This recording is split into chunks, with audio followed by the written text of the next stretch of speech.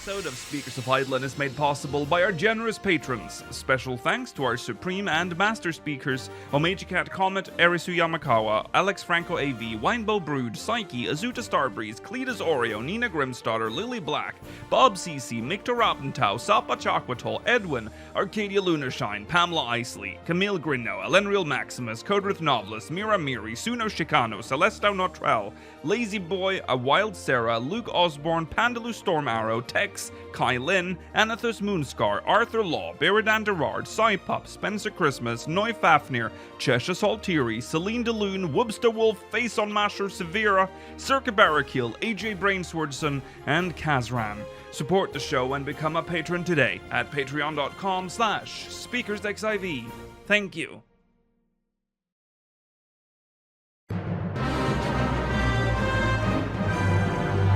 This is Speakers of Eidolon.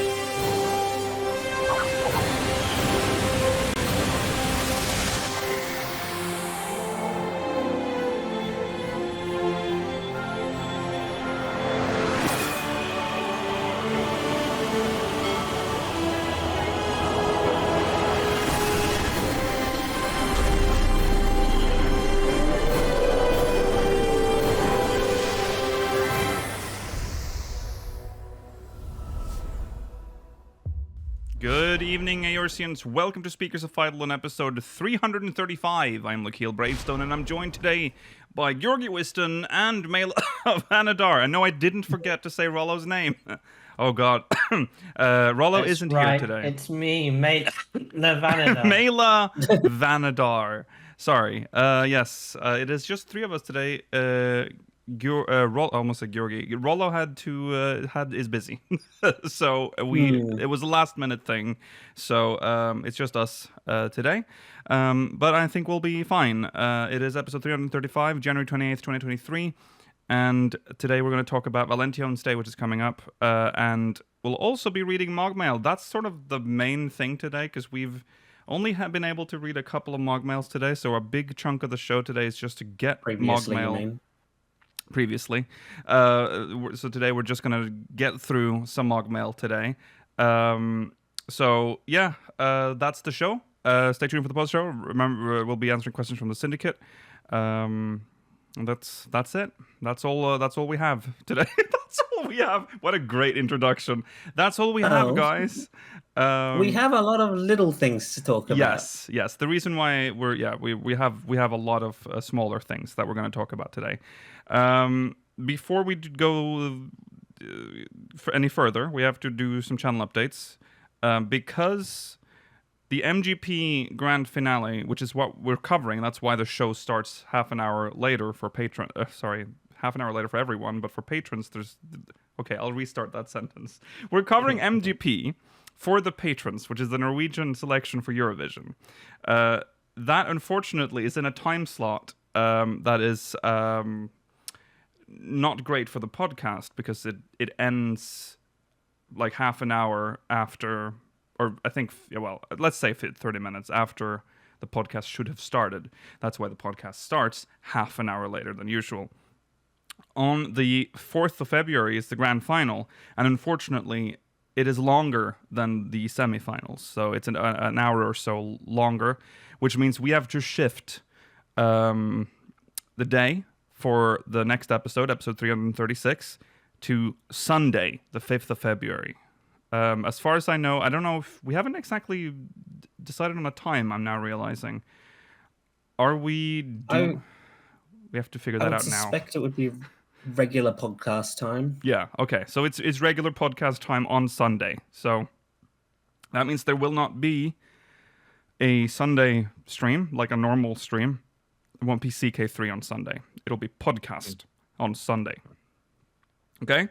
Also, this is technically recent events, but we don't have it in our show notes because it's ongoing. But we are, of course, keeping track of how the Omega Ultimate race is going. Do we want to talk about that briefly? What's the actual fight called? The Omega Protocol. There you go. No, Melee, you were supposed to let Lakeel say sorry. it. I thought you didn't know too. I don't remember. Well, let's talk about that. You know what? Let's go to recent events so it feels like we've actually entered the podcast. So let's do that.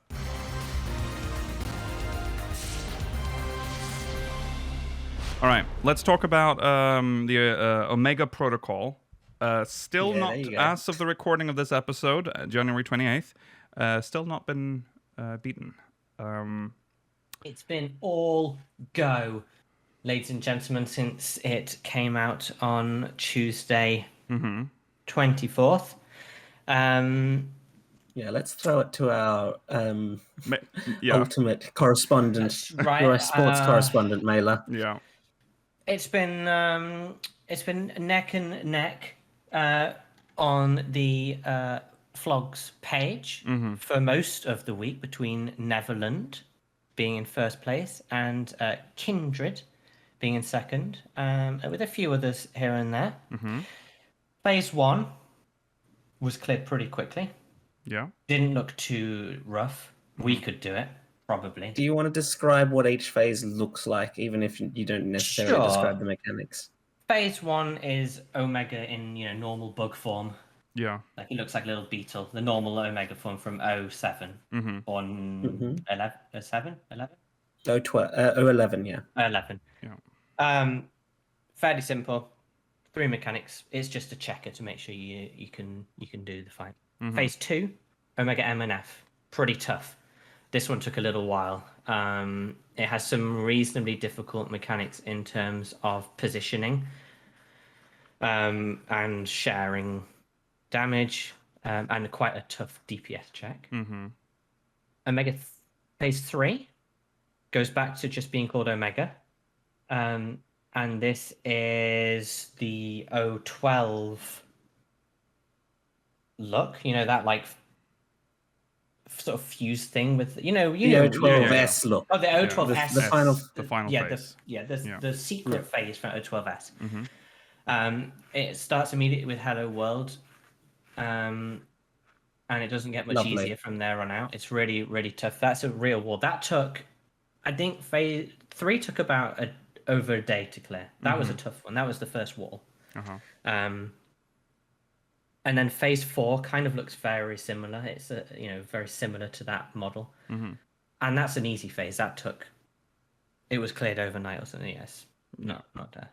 Okay. Now, phase 5. This is where we're at now. So as of this recording, Neverland in first place again, 72% best pull on phase 5. They've done 688 pulls so far. Think about that. This is like That's a a lot. golden version of Omega M and F. No one's really seen much of the phase other than it does a lot at once. It spawns fists on you, which do different things, and then the edges of the arenas have these rotating fists. Sometimes they go clockwise, sometimes they go counterclockwise. I don't really understand that one. I've not managed to get my head around it. I vaguely understand the Hello World, but I don't understand this at all yet. Right. Okay. Yeah. We believe there's a phase 6. Okay. Because of various things. Yeah. I think there's some stuff floating around. Yeah. Of what the last phase will be. So it's not confirmed, obviously, because of that. It could be something else, but we're fairly confident there's going to be at least one more phase. Yeah. We've talked about the fact that we're not. Yeah, go on, Gary. So the fact we're not even at the final phase yet, I'm really excited about that. I love any ultimate race that takes more than a week, and we're currently on track for that, but we'll see. Maybe they'll clear the next couple phases really quickly in the next couple days. Yeah. I would be super surprised because the phase 5 has taken about over 2 days so far with 30% prog. Yeah. So this is a massive wall. It is really crazy. I don't have the numbers in front of me for the previous ultimates, but we're surely getting up there now in time to beat. Around 5 days on average, I think. Yeah. Yeah, most ultimates don't take more than a week. Right. No. Right. Bahamut was the really hard one because that was the first one. Yes. Well, I don't know if it was necessarily harder. It was just because they were unfamiliar with what to expect. Yeah. So that one holds the records for the longest ultimate. I believe so. It's something like 13 days. Yeah, it was crazy. Most of the rest have been under a week. I think all the rest have been under a week. We talked about data mining, which is what you alluded to earlier. How that ruined the previous not the previous, but the one before. Ultima. Yeah, Ultima. With Ultima. the woke mechanic. And that soured that race entirely. There's been nothing that I'm aware of in this one that has indicated that people have been able to clear things due to that. Okay, well, that's good. No, the only thing that's come out of this one is an issue we will talk about later on in recent events. But there's nothing that I've seen, any cheating, any data mining. Right. The only thing that I know is because there was a model. And I think people have data mined like sound tracks, like music, to try and figure it out, but no mechanic stuff. Okay, well, that's good. They've learned their lesson, I think. Yeah. Okay, well, there you go. Ultimate, we're on Ultimate Watch until it's beaten. It might happen while we're doing this. So if that happens, chat, let us know. Well, it can, because remember, not everyone is reporting. No, that is true. Yes. No, that's true. The real high-enders, I think, are way ahead of the curve. So yeah, you're right. Yeah. That could happen. Okay, well, let's talk about some other stuff. We will get back to Omega and that issue that Mela teased earlier. I know you're all thinking about it, chat. Don't worry, we will talk about it. But first, Valentine's Day.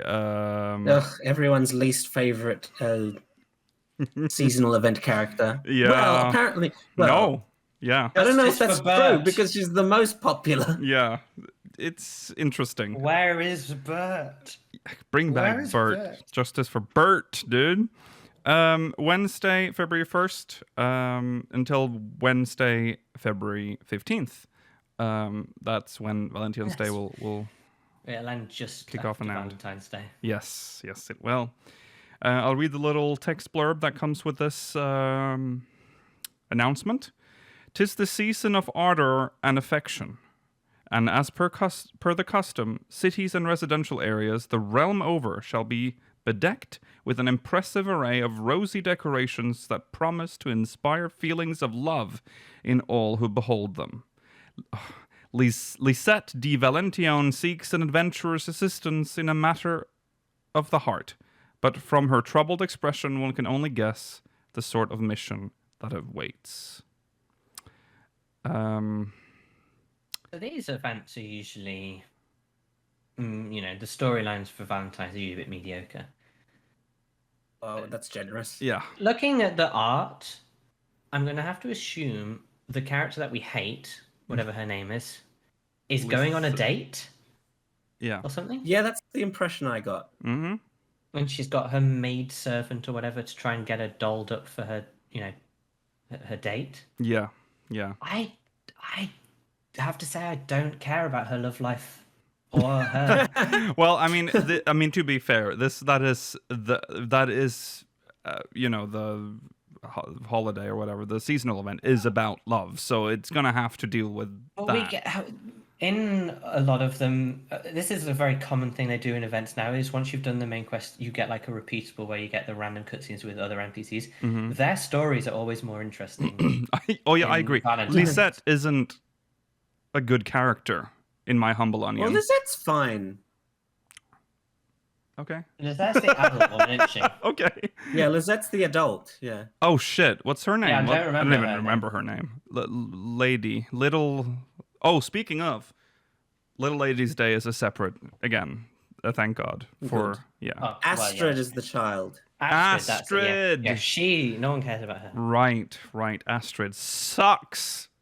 Yeah, Astrid sucks. And I'm guaranteeing we're getting just a quest, and then it's done. Mm-hmm. Long gone are the days of that fun maze. You dream of the fun maze of Valentine's Day past. Yeah, I agree. That was well designed as well. So there are 3 rewards. Mm-hmm. One is an outfit for male and female. Well, you'll get the one specific to your gender. You don't get a choice. Think about 2 outfits. Think about that, Nat, before you go and finish that quest, so you get it for the gender you want. Also, chocolate, eat chocolate emote. Yeah, this is the thing now, I guess. Yeah. This is another one. This is the mobiles of this year. Yes. Yeah. Yes. And a. Is that a carpet? Table. Oh, it's a No, it's a table. table. It's a desk. very. Is it, oh, Yeah. it's so low. It's table. a heart-shaped Yes, table, sorry. table. Yeah. Okay. A heart-shaped table. It's very and no chairs. It's like a coffee table. Yeah. Yeah, it's kind of It's cute. not. I like it. Yeah, it's like a coffee table. You're not supposed to sit. Oh, that's at a why coffee it's so table. Right. low. I see. Yeah, I you see. just chuck it in front of your couch, in front of the fire. You pop your coffee on it. You Yeah. pop that little cigar in the ashtray on it. Yeah. I can see that. I mean, I think it's nice. you can't see but it, it's chat. an You'll have to awkward imagine shape. it. Yeah, it looks like It a is ball an sack. awkward That is shape. true. It is a ball sack. Well, yeah, it does. To try and incorporate this in real life would be really awkward. Yeah. Yeah. I guess like because it's heart shaped but stylized as that like As testicles. as testicles, but it has like a long edge which you could use towards you and then keep Yeah. the bulbous part away from you. That's I'm true. worried about the pointy. The part pointy at the bit. bottom. Oh yeah, you won't want to get your shin bone stuck on that. No. Oh. Yeah. Ooh. Yeah, it's not It's not good. You don't like wanna the get that emote. stuck underneath your kneecap. Yeah. ish. I mean, I you- like the Look like a outfit. scallop. Do I like the outfit? I don't like how triangular the skirt part is on the female outfit. It is very. It It's looks like like there's a wire pyramid head. frame underneath there. Yeah. Yeah. The male outfit's a little bit more stylish. I so realize now congrats. that I definitely should have put a slide up with the items on them since we're Yeah. describing them, but oh well. You get to feel how it's Go like on, being an let's audio do it if you listeners. Oh, I think before the we male outfit looks. Yes.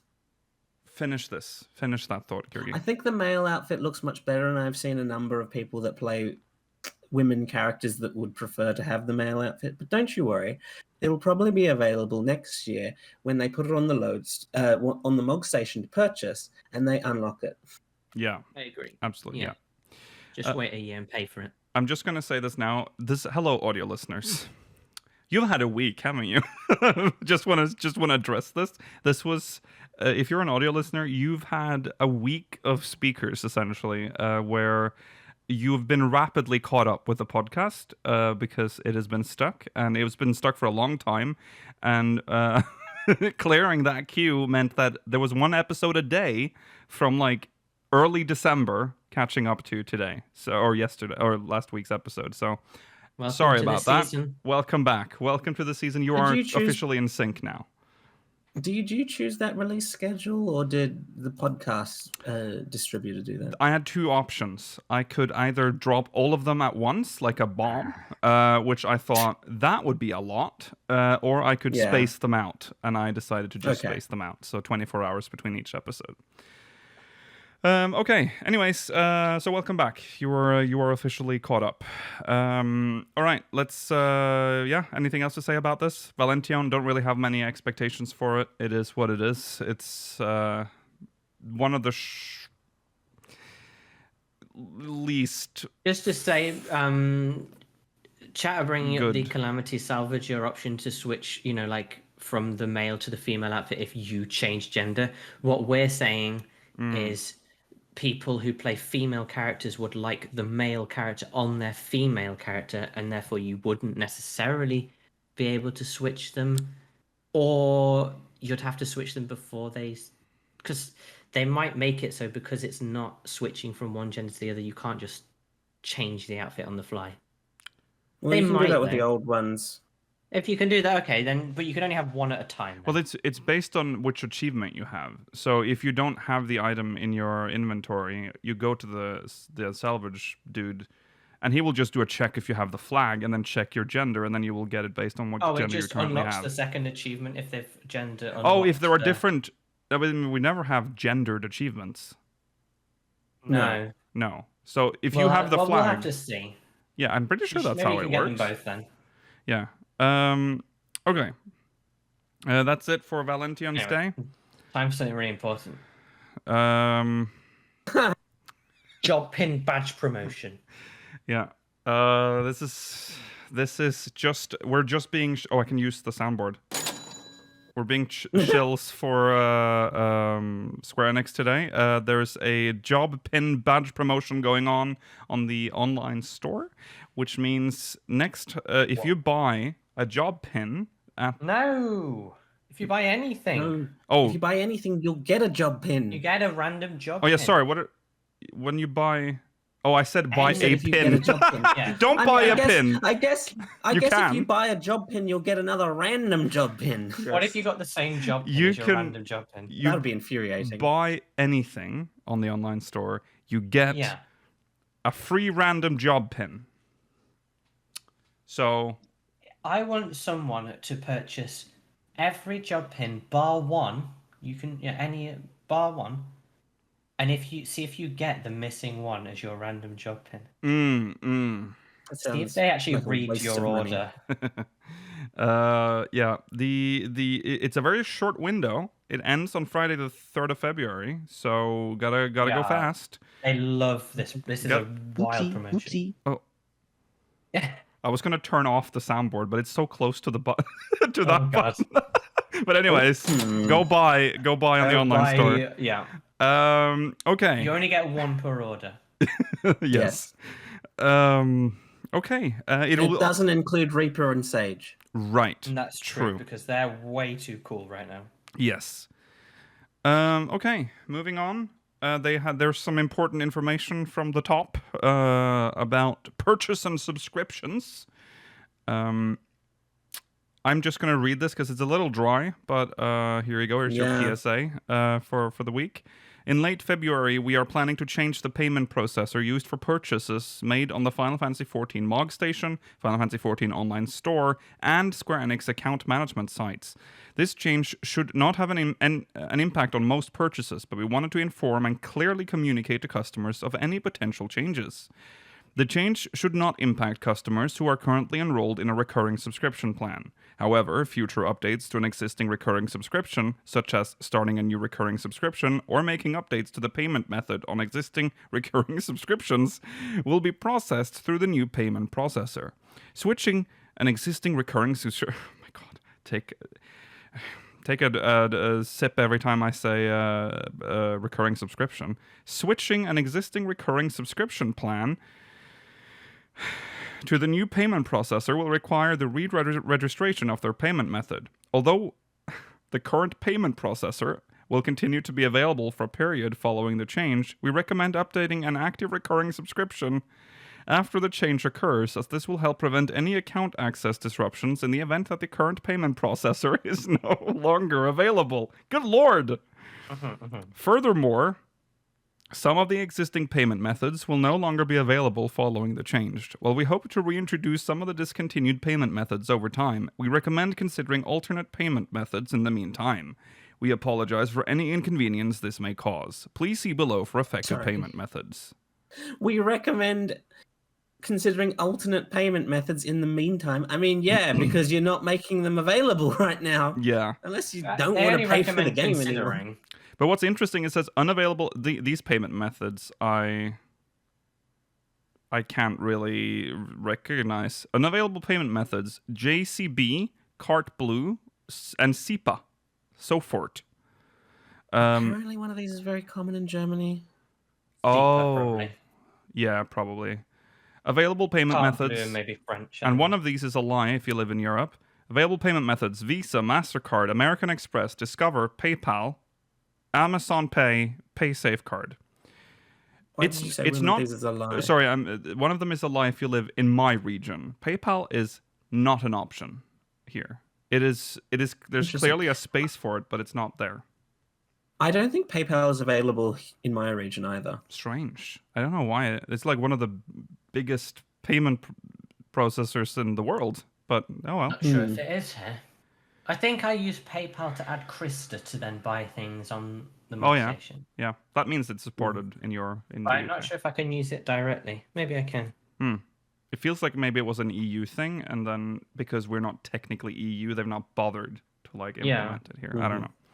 Additionally, customers may notice other minor differences following the change. The manner in which credit card charges show up on billing statements may be slightly different, or banks may request fraud verification. Oh, on purchases that used to be approved without such additional steps. While the changes should not impact purchases, we do recommend our customers to review any charges made after the change for due diligence purposes and to ensure that any charges for purchases are for purchases made from Square Enix. I would hate...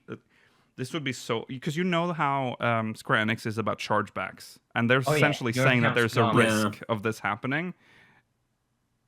Say goodbye to your account if you get a charge. Can you imagine, like, they switch payment processor... And the bank's like, well, hold on. You've never purchased anything from this processor like this before. And then they charge back because they think it's fraud. And then Square Enix is like, oh, what are you doing? You do charge back on us? And then they just delete your account, which is what they do. That's how they react. That's like real. Very knee-jerk. They get really upset if you and get say, a charge sorry, back. We accidentally destroyed your data disk. Yeah. We'll never be able to get that back. Yeah, that is gone forever. It is possible that with a change in payment processor, transactions that previously had no issues are now declined. In such cases, please contact the Square Enix support center so we may look into it and resolve the matter with you. If you have any questions, good luck. Yeah. If you have any questions or concerns regarding the changes described in this announcement, please contact the Square Enix support center. All right. So there you go. Good luck, everyone. Some of you will get chargebacks and you will lose your account. That's just life. The roulette has begun. The roulette has begun. Let's see who stands after this. All right. How awkward would it be? Let's see who gets one of us. Cold. Yeah, one of us can just never play the game again. All right. That's it. There's not much to say about that other than good. Maybe just this means keep an eye on when your billing statement's coming up, guys. And if anything happens, do contact the support center early. Maybe it would be safe to like cancel a recurring subscription if you're actually worried. You might want to make a new one. Make a new one.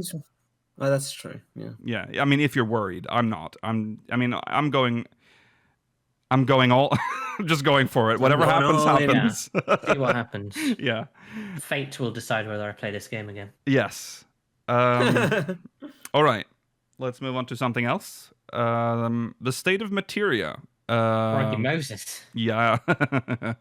That is, we're talking about the data center here. The Oceanian data center.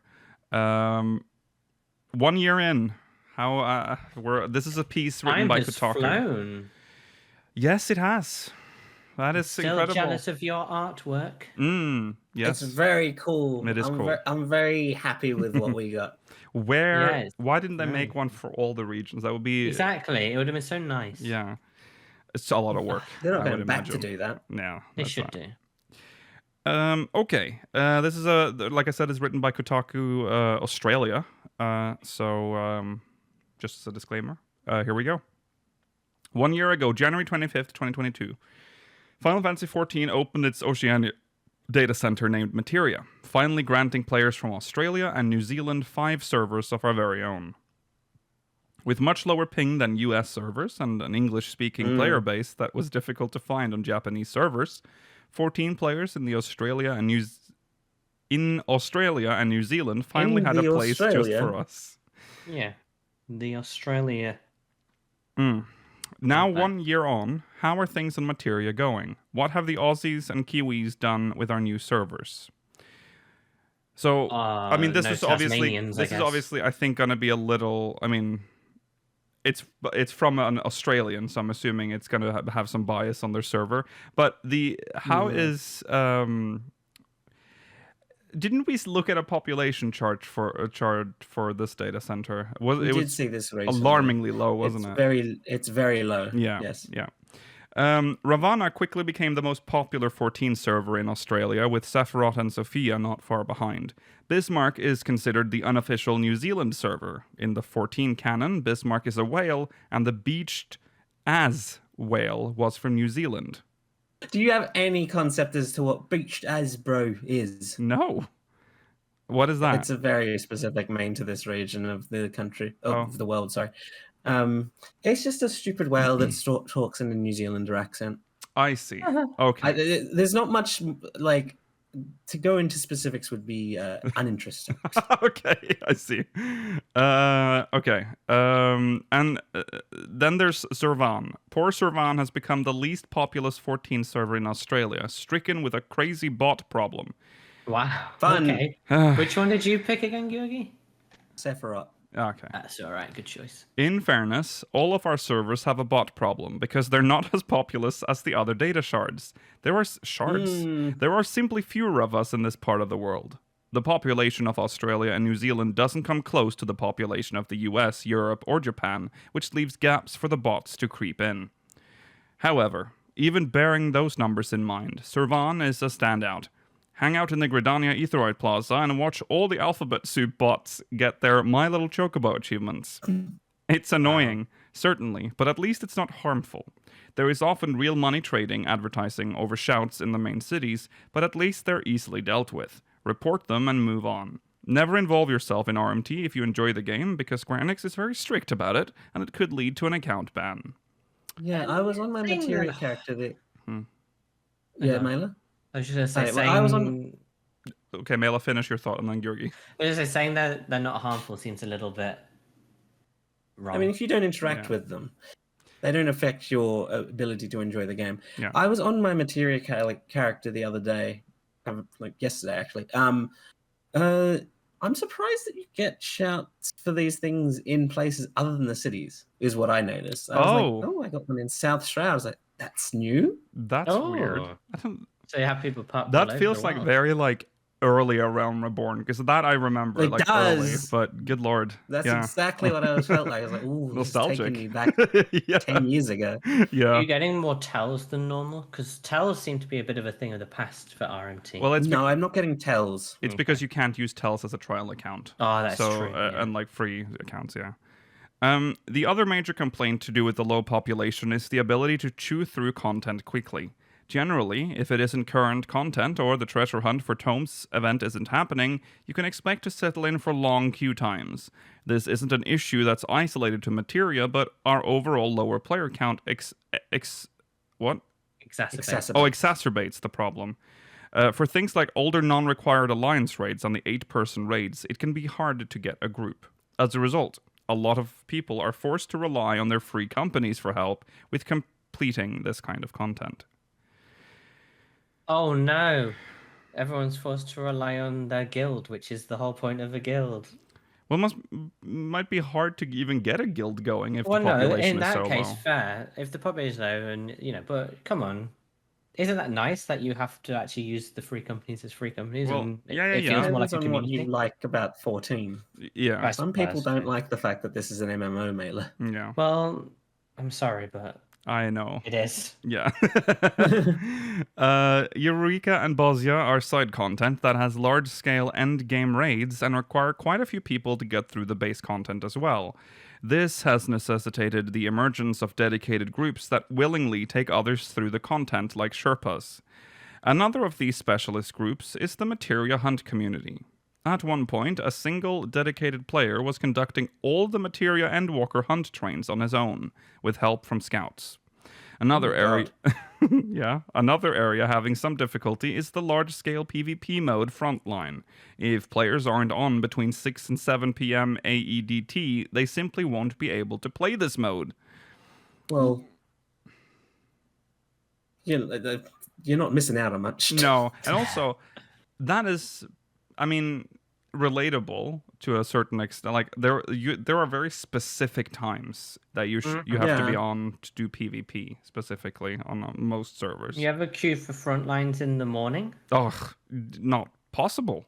It takes hours. Yeah. I like this paragraph though, because it's like people have taken it upon themselves to help others enjoy the game. Like one guy doing all the hunt stuff and it's like we have the Revival Wings projects and people doing I like this. Yeah. This is what an MMO is. Yeah, it's community. Yeah.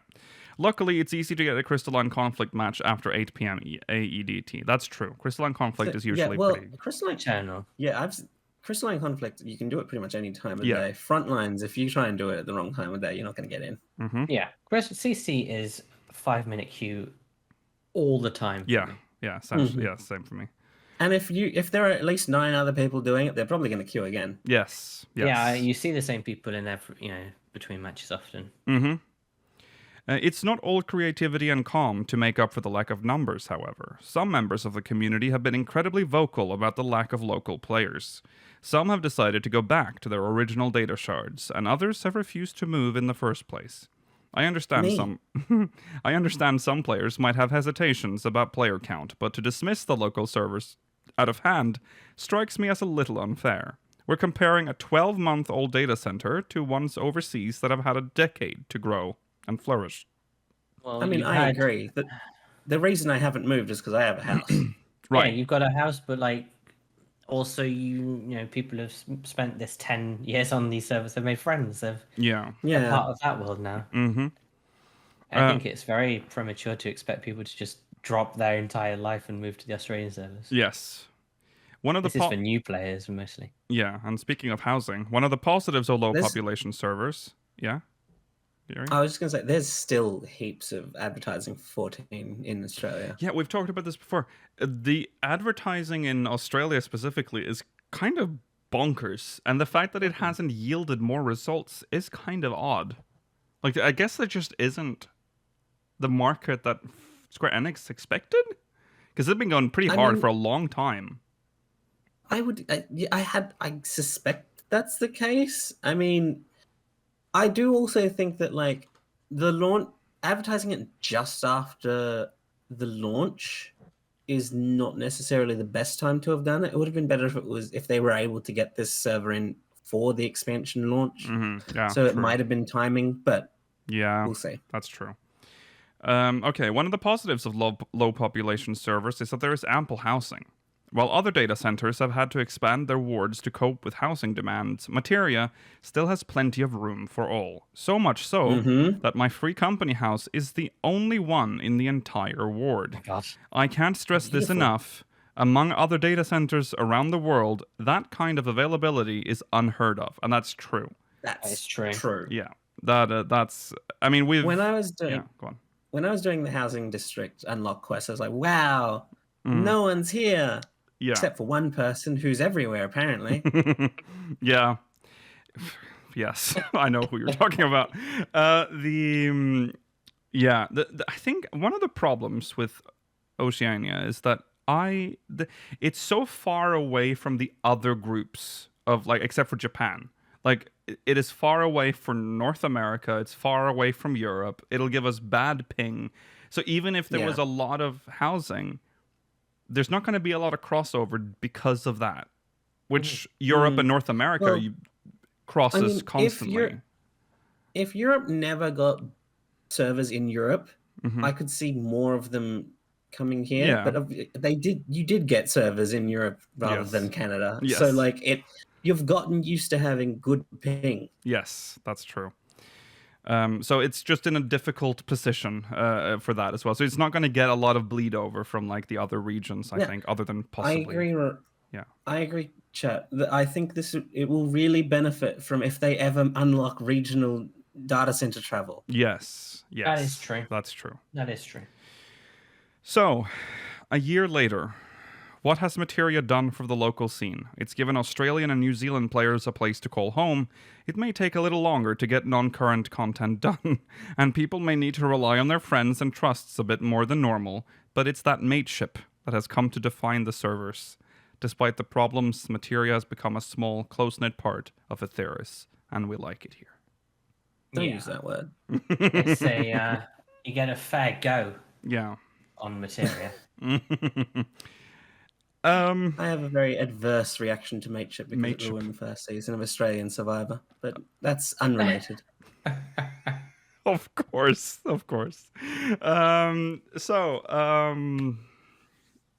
It's housing has been interesting. It just reminded me of housing.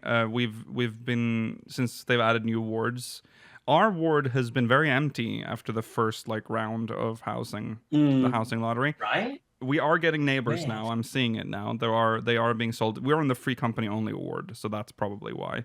But it was weird to see wards empty after a lottery had concluded. So We Well, There might. are houses in the new wards that are now for sale within the new lottery.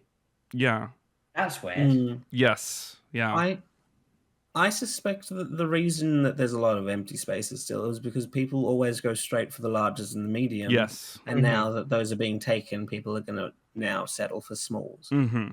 Guys, a small house is a joy. Okay? Yeah. You're on the property ladder, And it's so I probably cheap. had more fun decorating my small house Yeah. than trying to figure out how to get a medium to look good. Because the further you go up, and mansion owners will know it, free company mansion owners, Akil knows it, you can't make them look nice enough because there's not enough space. You can't have a table with like 50 food items and really intricately designed There's layouts. not enough housing. Not enough slots, housing. you Yeah. mean? Yeah, There's plenty of space. We there's not enough- always yes, end up slots. like, and it's currently the state of our mansion right now. And I loved little details, and this is the bane of my existence because there aren't enough furnishing slots. We always have one room that's completely empty, and that's the weird room with a like viewing window. Like, what? First of all, why? What kind of house is this where you have like just a giant ass window into the room with 2 doors, by the way? Like, it has, both rooms have 2 doors. I'm talking about the upper floor of the mansion. Stupid. But anyways, Look that's with walls like Kill. yeah, I know. Well, that's another house, couple of housing slots. You know, we don't have that. Yeah. It's luxury. It's silly. Yeah. Most, like, a really well-designed medium often has, like, the basement or the upstairs blocked off. Yeah, that's what a lot of people do. Yeah, where one And floor that's just has to be That's blocked. not making use of it. Small. Small is It's a good. small is just good. It's Like, worth getting if Yeah. you've not got a house. It's not making use of it, Mailer, but maybe they need those extra 100 slots that they wouldn't get with a small for what they want. yeah, Well, true. yeah. But I think we definitely need double the item slots all round. I agree, and that also goes for outside because that. Oh, 20% absolutely. double. Yeah. Outside needs to be doubled, but maybe inside, maybe like add a 1.5 multiplied. Yeah. Like, Yeah, sure. Anything but what we have now. We need more. Okay. That's that for that. Next is something interesting that people have been observing on the Lodestone. Yes. Someone on the subreddit named Red Plum Girl Yes. posted this. The trust window on the Lodestone lists 0 as a trust NPC. A levelable NPC. Trust NPC, which means that we're probably going to have her in the story for a bit. Well, that probably means that she's going to be relevant at least into the next expansion, because why would they put her here? Right, exactly. Yeah. And what's very funny about her is it says Zero's avatar. Even though she was an avatar. That's true. Yeah. Yeah. Interesting development there. I'm fine with that. I think Zero, despite her one single point dimension personality, hasn't quite got into the second plane of existence yet. Mm-hmm. She's kind of cool. I've always thought she was cool, and it'd be nice to have someone new join the game because the old lot are just bleh. They've been around forever. Yeah. Kill off one of them. I don't know if I'm going to go that far, but like what I would say is that since Reen was not a regular trust NPC in Endwalker, because she's still on the first, we were down to having only like 2 regular female scions that accompanied us into dungeons. Mm-hmm. Yeah. And the fact that Reen's on him means there is a potential that Zero gets left somewhere in the future. Yes, that's true. Yes, it doesn't mean that. That's true. And sure, you do have to deal with these dissatisfaction of having one level 80. Mm-hmm. Yeah. But... Okay. Well, that's just an interesting observation, I suppose. All right. Oh, that's not supposed. Oh God. Well, we're gonna talk about it now. The thing we alluded to earlier. I'm just gonna clear this and do it again. There we go, with the right slides. Professional podcast. 8 years in. There it is. Yay. Okay. Well, the Ultimate has unveiled an issue that has been there for a while, but it has shed some... Brought it to the forefront. Yes, it is. Yes. It's now an actual problem. So for those that don't know, 14, and this will not surprise you if you didn't know, in 14 there is a cap on how many buffs/debuffs you can have, which is now breaking the fight for some people, and people are dropping jobs like Dancer and Sage, because eventually you will... So during this fight, a lot happens. There's a lot of debuffs going on you, a lot of buffs, lots of shit happening. It unfortunately leads to the cap being like reached, and from that point on, things will not apply. So if you have a job that applies a lot of buffs, like Dancer or Sage, you might end up just wasting shit because it's not actually applying, and you'll have problems. That's happening now. And this is a problem that's been here for a long time. We've talked about it, in fact, on this podcast before. Desian Arsenal was the first major time. Well, it's a large reason why they're pruning dots from many of the jobs. Yes. Yeah. Yeah. But that sort of band-aid approach isn't sufficient. No. No. I don't think this is excusable. Okay, I don't think there's anything Yoshi P can say which will make me go, do you know what? I understand why you know what that's he's gonna say. He's gonna say bits and bytes and keys I know and he bobs is, but and it's just not digital computer. It's just not on. It's 1.0 House of Cards. Yeah. Yeah, it's embarrassing. This feels like...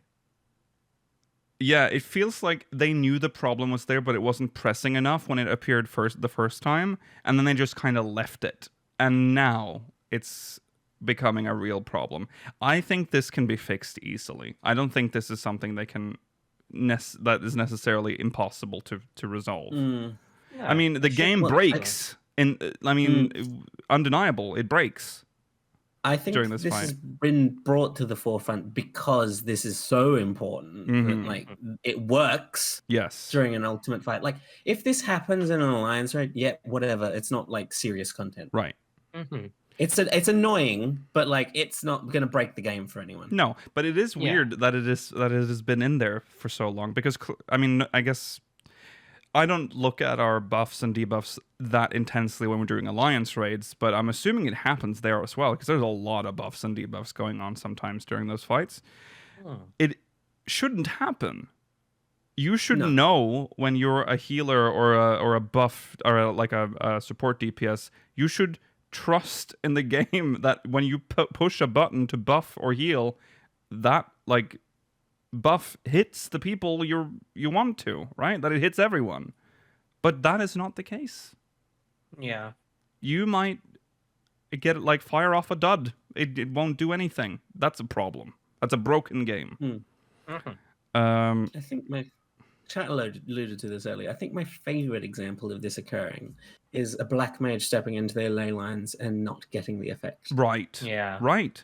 And that's infuriating because that even has like a visual that's supposed to tell you that you have the buff now, but it's not applied. Yeah, well, no, because if you look at yourself, Lakil, you get mouse over text that says ley lines dodged. It's awful. It is horrible. So yeah, I'm expecting a response from Yoshi P, and he's probably gonna do the usual spiel where he apologizes profoundly, explains something about bits and profusely. He will say bits and bobs. He said, due to the number of characters that we are able to process with the server, it ticks at any one point. It means that we had to impose. Here's how this computers work. Yeah, This and is a byte. He'll talk you into not really caring anymore, and then he won't solve it. He will solve it. He will.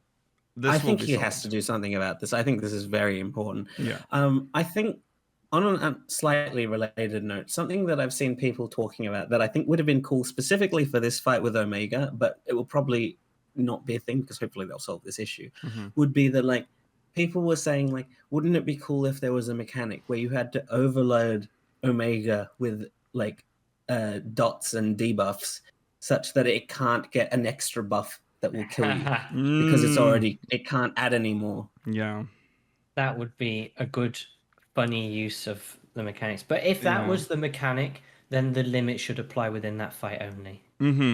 But we know it's not game-wise. limited to that. So Yeah. But that's a fun mechanic idea. Yes.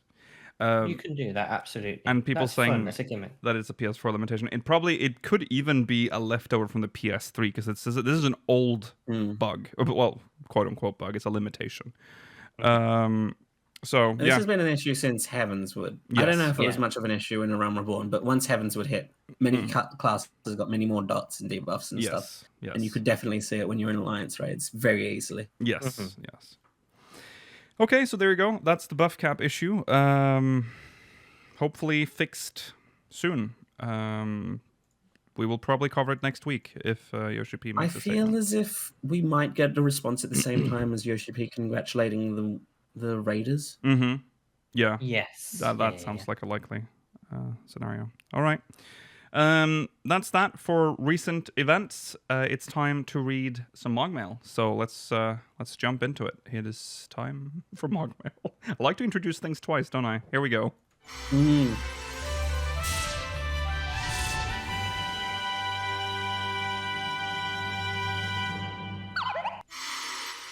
This is from Tristan Lightwell from Brynhilder. I'm sorry, this is going to be a lot of text, I think, if I remember. Yes.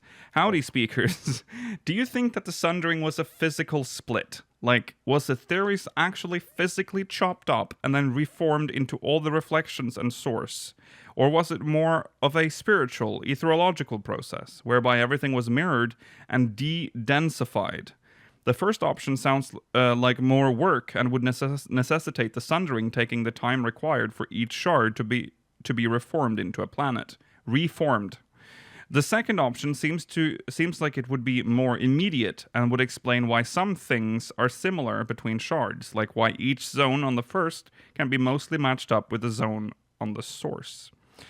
The way I've always interpreted the situation aligns with the second option, immediate sundering and mirroring the world, and the ether following to fill the reflections before eventually evening out between all the worlds.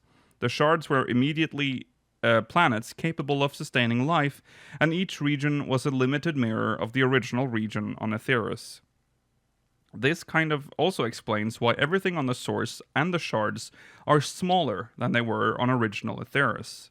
However, when fighting Zodiark, we see that he is literally missing some limbs and tentacles, which I guess means that those other parts of him are hanging out, wriggling about, on the other shards. This means he was literally chopped up during the sundering. After we fight Emet-Selch, all around us is the remains of a city that I assume was once Amarot. I don't think Emet-Selch would take the time to make 2 copies of his beloved city. Where am I? Emet-Selch would take the time to make 2 copies of his beloved city, one pristine and one ruined. Was it possible that we were fighting above the actual ruins of Amarot? If so, this means that the actual area that contained Amarot was chunked over to the first and not mirrored to the other shards, and potentially not even to the source. Both of these points to the physical sundering. So what do you all think? Physical chopping up and reforming of the planet, or mirroring and lessening of everything equally? Thanks, speakers. Whew. That's a heavy... What a heavy... I mean... MogMail. Amarot is entirely made of ether. It's entirely... it's entirely a construction Emet-Selch made. He explains based that. Upon the ruins of previous Amarot, I assume, because there are ruins around that area. So we have to take Amarot out of this. But the... Yeah, physical chopping up and reforming. We never seem to get any explanation that would line up with that, I think. No. No. I think it's definitely the second theory where it was an ethereal split. Yeah. The reason that Zodiac might look more chopped up than others is because possibly as a result of the ethereal, like because Zodiac was the direct target, maybe he was physically affected in the way that like the surrounding Aetheris was not. Yeah, I think so too. Mm-hmm. We already It's also like- know. Yeah, go on, Mela. It's like having like 14 pieces of colored see-through plastic all on top of each other, and then you split them off, Mm-hmm. and now they're all paler Yes. and all right. individual. Yeah. So the ether has been split from one full stack of bits of paper or whatever Mm-hmm. into lots of smaller ones. So it's the same. All of the planets are the same. They're all Aetheris. They're all whatever. Yeah. They all have the But they're same just starting like- point, like Yeah. basis for and then And they all they roughly diverged. followed the same. Like they all have the same species, and Yeah. then they all just took on their own. Well, Roughly, we don't know for sure. partially. Yeah. There's no, unless the elementals are the equivalent. There's no equivalent to the Fae on Right. our That is true. version of There are theirs. But certain but that's what I mean. Like they started off the same, but then they diverged because they all, Yeah. it's 'Cause random. the cultures are slightly different, and then things evolve slightly differently. But yeah, they're Yeah. all from the original. Well, Yeah. also like genetically, we've evolved differently. Like the fact that like there's no gender disparity in terms of birth rate for Mikote on the first, Mm-hmm. where there is on the source. Yes. That is true. Yeah. There's some little things. Yeah. Yeah, so it's definitely that. Yeah. I don't know what else to add to that. It's an aetherological process that occurred. Yeah, I don't think it could And be it's- a physical. and I split. mean, it is That an- makes it's too an- messy. It's like a very interesting idea to have like a world which has the exact same layout. It has all the same like settings, if you will. Then you make copies of them and then just let them run and see what happens. And that's essentially what's happened here. And they've all sort of made slightly different decisions and evolutionary paths that have, made them unique planets. That's why it's like that. Yeah, I think if it was a physical split, then that would be like taking different chunks of the same planet and splitting them off. Yes. It wouldn't make as much sense because we have evidence in Ronka on the first that there was a similar evolution there with the Alligans we have on ours. Mm-hmm. And obviously the similarities in the races. It'd be weird. I think exactly, because if we go for that theory, then it would be extremely unlikely that the maps would line up the way they exactly. do. Because they would be chunks of the original planet, and they will all be different looking. They might not even be life on some of them in that case, right? Because it's all that's super random then, because because they're just chunks, essentially moon bits. Yeah. That's what happened to the moon. Yeah. I think the Void is probably the one that will be the least visually similar to any other currently existing shard because of how distorted it has been as a result of the Flood of Darkness. Yes, I agree with that. Yeah. Okay. Well, thank you. I imagine the first is also similar outside of what has not been touched by the Flood of Light. Yes, of course. Yeah. Okay. Thank you, Tristan Lightwell. Let's move on to the next MogMail. This is from a Sony Mark from Madwin. Madwin, where is that? Is that Australia, or is that a No. JP? Is that a NA? I think it's a JP serve. Oh, JP. Okay, Oh. I see. I think, but don't ask. No. No. Chat says no. Chat says no. Okay. Well, we. Also, the name in the bottom right is incorrect. Oh shit! Ignore it. So Don't read it. Don't read it. I like the explanation for Dalamud basically being thousands of years of people thinking it was real, made it real to the 12. And I have no real evidence, but Deryk or the Ook are giving Oshon vibes. Ook. Also, are we ever going to find out what Assem was doing in the final days? I really thought that was where we were going with this, but it doesn't seem like it. And do we think that the 12 are based off of people Vena knew, like the Watcher? And do we think we met them? Or just get a tale story like the Watcher? Okay. It is true that we don't know what is, because we know Azem had a plan to solve the issue of whatever Meteon was doing, but we never saw what it was. Right. I'm still a little bit of the opinion that maybe the 12 are related to that. Yeah. The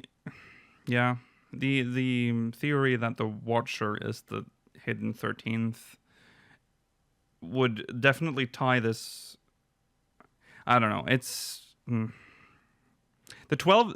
All of my theories about the 12 and all of this stuff is just completely shattered after the it's reforming now. The people that Venon knew. Oshon. Let's talk about Oshon. That's the easiest one. It's Oshon. It's Oshon. Deryk is Oshon. I think Deryk is Oshon, yeah. That's the easiest one. There's no way he's not. If he's not, I'll be. He's really a very angry. weird human. Yeah, that because if they've just red herringed us an Oshon, I'll be upset. Maybe he's the Watcher. That would be. Or like not the Watcher, whatever, the 13th one. Maybe he's the 13th one. Maybe that's the twist. But I don't think the 13th is the Watcher. Because I feel like that's such a weird thing to leave us on and not let us investigate ourselves. Mm-hmm. I think feel the like the Watcher being solution on has the to be moon would something that strange, we though. can't investigate right now. The Oppo is a good shout, actually. The one that observes. I agree with that. Yeah, always watching. I still like the idea that the 13th is the shoe bill, but I don't think it is. Yes, I really like that theory, and I'm sad that it probably isn't. But I think saying the Watcher is the 13th could be a way of making us push back towards thinking that they're all ancient related. Mm-hmm. To try and then push us away from that right at the end, say no, the gods really were gods or something. Well, no, they can't be purely gods because we've already got the connection between Nemea and Oh, it's true. Yeah, the text Yeah. and Alphic. Alpis. Yeah, I don't know. Well, Sick of the ancients at this point. we need to get past that because I'm kind of with you a little bit, but that is the world right now. That's what our world is. So we have to accept that that's our I origin can't story. pretend that it's not that anymore. No. It is a part of the lore. Yeah. And besides, considering what the ancients could do to an Eorzean or an Etherian, they would be gods. They could just materialize things. They could make life. What is that but a god? No, wait. I mean, Emmett Selk could pluck people from the live stream. Yes. No That is true. person from Aetheris can do that. No. So I wouldn't be too. I'm not gonna. I knew that that was where this was going from the moment we learned about the ancients, like in Shadowbringers. That's when I knew that the 12 are are you going to be happy that they're ancients. probably not just purely primals? Yes, that I am. Yeah. I'm glad that's not the case. Yeah. That would have been the lamest possible option. Yeah. So yeah. It is likely it is the 12 are based of people that Vena knew, but I don't think the 13th. That is true. Kanai-Senna did actually pluck someone from the live stream. Yes, that's Maybe true. she's an ancient. She's essential, but she is blessed by the elementals, which is another unknown force to us. Yeah, that's true. The elementals are the 13th. That is not a bad theory, considering they even mentioned it during the quest. Well, see, I agree. The problem is the fact that they did mention it during the quest. I feel like they would have made more of a point of it if it was going to be important. That's true, but maybe they don't know. Wasn't part of the text that they don't know who it is? Like the Forgotten? But why would they have such a specific relationship with Nofika then? That's true. I don't know. That's true. There is something with the elementals and the gods, though, because they seemed acquainted during that quest, but that's something else. Yes. But yeah, that explains why Kane Senna can do that, because she has supernatural powers from the elementals. Remember when they said they might not end up being the gender you expect them to be? Yes. Yeah. That hasn't come into play yet. It also doesn't make any sense considering the lore that they presented in the previous quest. They take the form of what people expect. It's essentially the basis of the quest, what we're doing when we learned about that. So it'd be weird if they just didn't look like how they're depicted in Eorzean lore. So I don't know. Well, he just wanted to throw us off the scent of Nofika. Maybe he was referring to Oshon. Yeah.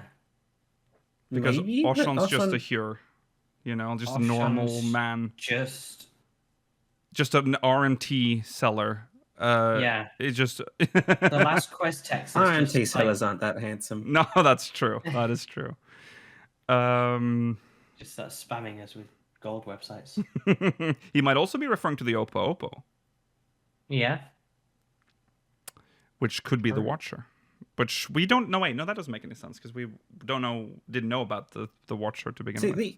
Or the 13th. I just don't think the Watcher can be the 13th because of that tale from the Dawn that explicitly ties, explicitly ties the Watcher to the summoning of. Every time when I say the Watcher now, I mean the 13th. For some reason, it's just overwritten my the name for me. But yes,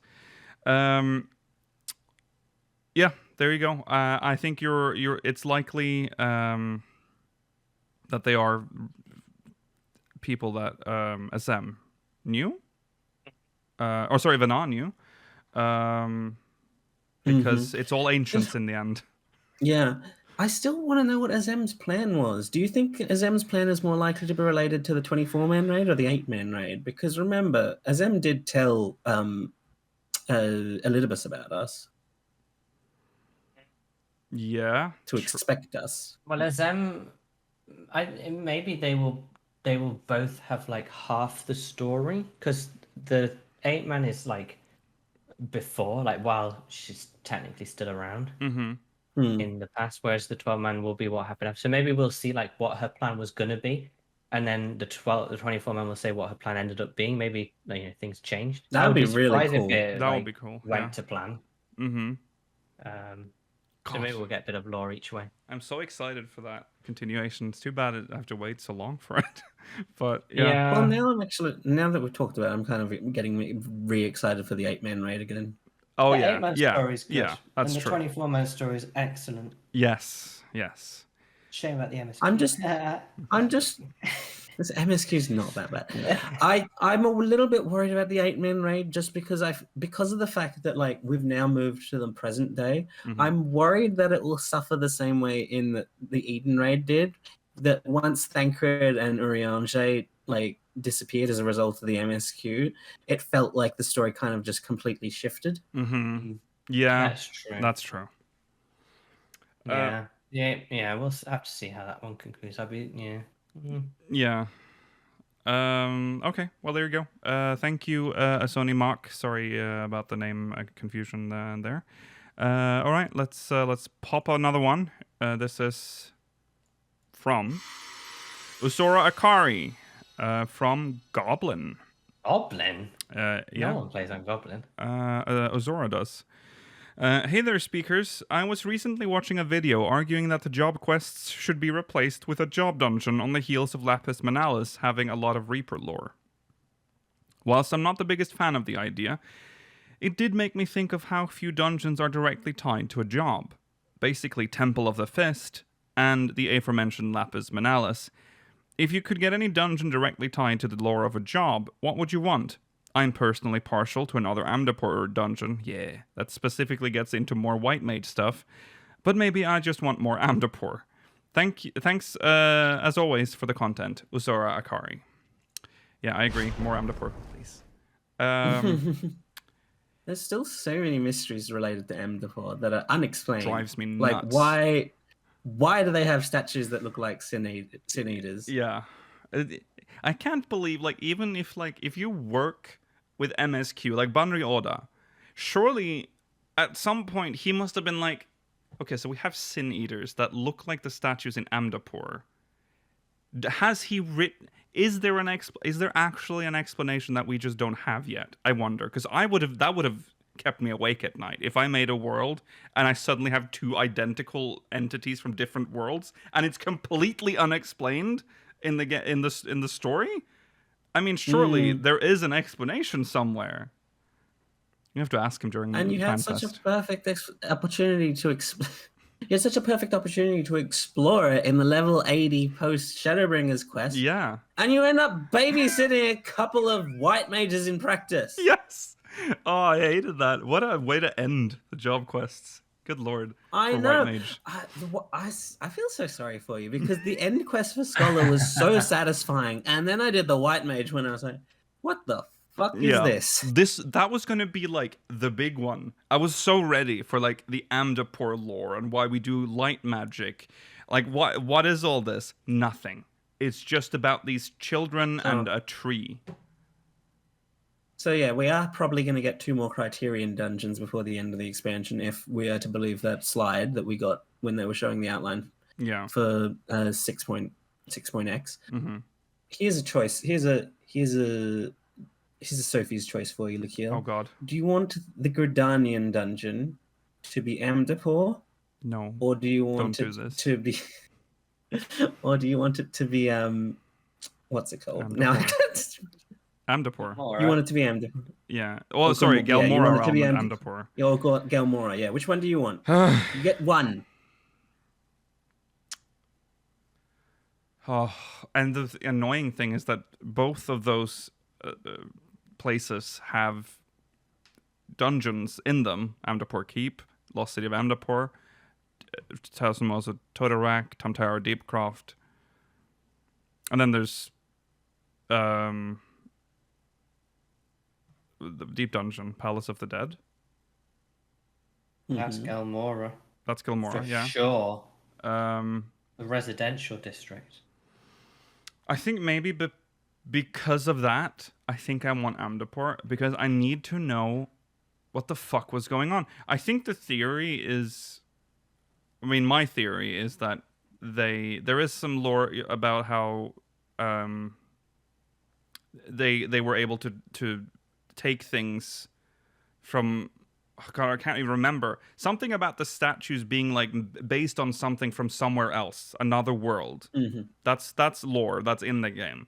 So it is likely that they had some sort of access to the first somehow, or like the realm of light, and then that's ability to like create like the equivalent of void portals. Yes, because we know what the statues were. They were ornamental things because this was like the city of like culture and music and all. It was like a very artisanal town, and it had. But yeah, and eventually they started. They used their originally like their big like human statues and stuff like that, and then they eventually had to resort to turning pots into weapons. Because of the War of the Magi. Magi. Magi, yeah. They had to like have like a Mark defense. Did start it. Yeah, they had to have a defense. Mark did nothing wrong. They sure did, Mela. They were the bad guys. I'm sorry, but they had to like resort to having statues that could be turned on, kind of like Hogwarts, you know, like that scene when McGonagall when activates the That's kind of what they were. They were just standby defense mechanisms, but it's not that intrigues me. It's the design because it's clearly sin eaters, and we have no explanation for why. Like, yeah, I mean, I know we still are curious about Gelmorra, but like, what more is there to tell at this point? Yeah. Not much. There isn't It's much. just an interesting society. Amdapor has more secrets. The only thing I can think of that I would like to know is like, because we know that there are still some people that cling to Gelmorra, like the poachers. You know, there are some people that are. What did you say, Gary? Duskwights. Duskwights, yes, Duskwights. And it would be nice to see like how they live, because Duskwights are essentially invisible. Rare. Yeah, There's dust Yeah. quite erasure all over this game, and I would like to know more about them, please. So yeah, that would be nice. But yeah, if I had to choose Amdapor because of the glaring like lore gap that we have about the Amdapori statues. Yeah, So- and just to make it really fun, the accompanying NPC will be Kane Senamela. I'm sure you'll love that. I'll not do any of them. It's almost guaranteed that she's going to be the Yeah, it's NPC for guaranteed. that. Well, no, so. it doesn't have to be Kane Sena. Oh, maybe because there it's, are other. Could be a It could be one. It could be one of her Isumi- siblings. Yeah. Yeah, whatever their goes code. A Yeah. rune. I don't think it would be Isumiyan. Isumiyan is his name. I mean, he used to be the leader It of could be. Fredonia before. Hmm. I don't know. Okay. Yeah, Oh, yeah, similar the kid- thing to the Amdapor statues. Yes. You know how the Void Scent confirmed that they don't bring their full selves through. Mhm. They go into like soul form, portal Yeah. through, and then jump into a statue. Yes. Who made the statues look exactly like them? Why do the statues look exactly like what they look like on the other side? If Are we talking they about the can't Void pass- Scent? Now we're talking Yeah, the about Void Void Scent. Scent. Okay. Well, no, because we've seen that some weaker Void Scent can pass directly through, and then if you have a particularly large Void Gate, you can also let them through. So it's possible that sometimes like they've seen the real forms and that's what I would suspect. made loads Yeah. of statues just in case they want to get through. Yeah. Mhm. Just in think case. so. Okay. Yeah. But And that is an presumably interesting Amdapor was the same. point. Yeah, that is likely something. but I'd it would be also like to hear the Void Scent's opinion on their brothers and sisters who were captured by Mark. right. I Yeah. don't think they care. I don't think there's no brotherhood amongst Void That's Scent. true, yeah. They kind of are not very nice people. You have made me think now, Mela, because there's and that's dangerous. There is a sequence in Amdapor Keep, if you remember, when you enter, where there are the gargoyle statues that are initially statues, and then they activate, and they become Void Scent. Now, this is in Yeah. Amdapor, so it doesn't quite make sense that they had Void Scent statues, but... Well, no, because remember, this has been overtaken. Oh, it's by, post-invasion, obviously, so it's Yeah, like the yeah, Void yeah. Scent have But taken even over this. so- Invasion. And Those well, ones also, would have and come to there decay. also there's all the lambs of Dalamud. So yeah, that's the whole storyline there, yeah. Well, so, it turns out they didn't do But, anything wrong either.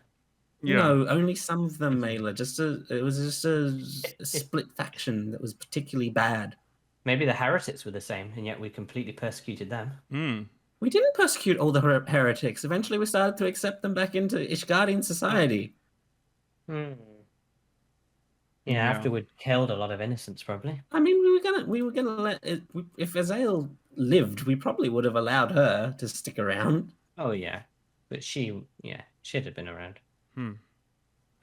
Okay, well, I don't know. I'm just confused as to how this is why we need Amdapor know content. so much about them, and also, I mean, it has to be that the Sin Eater souls came through and inhabited. But that the sounds statues. There's no way incredibly- around it. Dangerous, because the Void Scent, from what we've seen, they're capable of having some thought. There is like some thought process in there. Yes. For most of the the Sin Eaters, they are not so much. They seem to lose that part eventually. That is true. And that would be even incredibly though they're dangerous. opposites of each other. Yeah. It seems like this because Eden is like the proto Sin Eater, isn't it? Yeah. There's no Eden equivalent in the Void that we know of. That we know of. Well, Cloud. No, she wouldn't. Well, No, She was just No, a big they- one. big one. Sorry. Is not the Eden equivalent like the capturing of things inside the Memoriate crystals? Like it was Maybe. never a one Okay. singular thing. It was a result of behaviors that they started to like share. Yeah. Okay, I can kind of see yeah. that link there. It might also be something we have yet to discover. That's but- true. Mhm. Okay, well, anyways, as you can see, we definitely need more of that. But the question was, do you want more dungeons directly tied to a job to learn more about specific That's true. jobs. That was the question. Yeah. I don't know. Maybe if it works. Would I you don't want them a to black force it. mage dungeon like tied to your job, Mela? I mean, or a paladin yes, I would one, love 'cause- if the ossuary Mhm. was a dungeon. Yeah. That Yeah. would be Why cool. would the ossuary be a dungeon? Well, But they can exactly, make up that's a the thing. Why would it they be? can make up a reason for it, If it was a dungeon and we got to explore it, I would love that. But if they sort of forced, this is the Black Mage patch dungeon, then next patch will be Scholar's dungeon or whatever. That would be a bit forced and weird. Yeah, that's I true. like that Lapis Manalis wasn't focused No. on the Reapers, but it was obvious they'd been there and it had loads of lore around it. But it wasn't like 4 Reapers. It sort of It was just gave cool. the Same with Temple of the Fist. yeah, but it sort of gives them. I don't know. I Makes like them the feel idea. like they have. Yeah, I like it, but like not every class needs to have a secret training hall. Like, what would the Arcanist? Oh no, it doesn't have to be dungeon anything be? to It do would with be that. the offices in Limsa Lominsa. And you have to go and like fight Well, some that's also a class, not a Well, job. yeah, but like Well, I mean, the Scholar one's basically there, isn't it? Scholar is in No, Marauder's Scholar's tied Guild. to Nim. Yeah, it's a Nim. That would be a Oh, yeah, Nimian. yeah.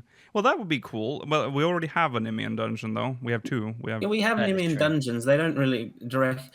I'm surprised we've never seen a Tombry that's like a scholar. Yeah. Yeah. Yeah. So I mean, that one has Scholar definitely has something, but it doesn't have to be like training stuff. It could be. Let's No, just. it's just about the background of the job. Yeah, something that's just loosely tied to your job, and it's a nice way. I mean, it's a free dungeon for the devs, like an idea Well, yeah. to just be like, okay, well, let's look at this next But job. the thing is, we don't get dungeons for fun anymore. We get to an expansion for the expert rule That is at true. launch. Yeah. Yeah, that is true. All the other dungeons are MSQ related. Yeah. Wynn is saying there's a key point in the last question that during the time of Amdapor, the flood of light was not happening. Sin Eaters didn't exist on the first then. Do we know that? We don't know. We do not know. We know that there's timey-wimey stuff. We don't know if there was no flood of light on the Time first. does not run synchronized with the source. So Also, the flood of light might have taken ages. I mean, Flood started. It would have Sorry, started at one point. Flood started 100. Oh, it's tied to the calamities. That's a good point. That is true.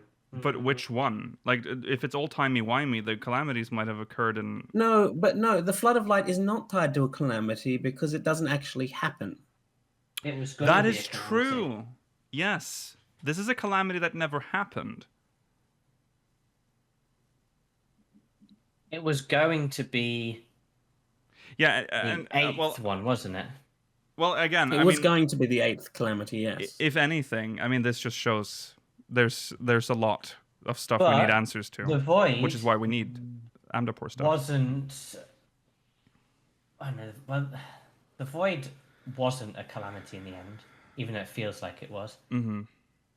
But No, there's because it voids couldn't be still there. it couldn't be. They couldn't do anything with it. Yeah. Right. So while the flood of light was happening, there could have been Sin Eaters. And that's the other thing. Around. They said that the flood of light wouldn't have been usable. It was only as a result of Emmett Selk's interference that it would have been usable as a calamity. Right. They Yes. messed up again. Yeah. Yeah. Well, there you go. If anything, we need more Amdapor stuff. Yeah. Please, we need some answers. And it's so God, here we go. You mentioned Amdapor, and we're gonna get stuck on it. That's just how it is. But the the fact that they made a whole expansion about something that we first encounter in Amdapor, and at no point do we get any Amdapor lore in the MSQ. Yeah. Nope.